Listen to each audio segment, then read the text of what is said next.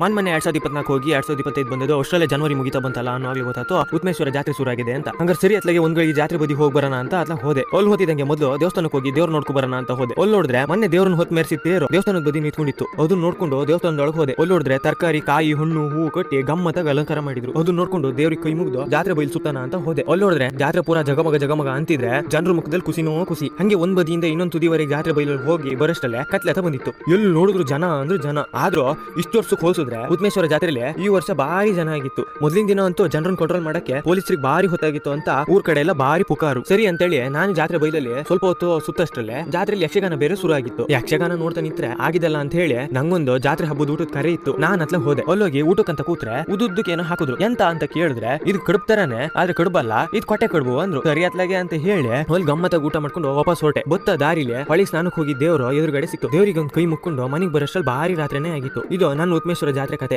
ವಿಡಿಯೋದಲ್ಲಿ ಏನಾದ್ರು ತಪ್ಪಾಗಿದ್ರೆ ಕ್ಷಮಿಸಿ, ನಂಗೊಂದು ಸಪೋರ್ಟ್ ಮಾಡಿ ಆಯ್ತಾ. ನಾನು ನಿಮ್ಗೆ ಇನ್ನೊಂದು ವಿಡಿಯೋದಲ್ಲಿ ಸಿಗ್ತೀನಿ. ಅಲ್ಲಿವರೆಗೂ ನಮಸ್ಕಾರ.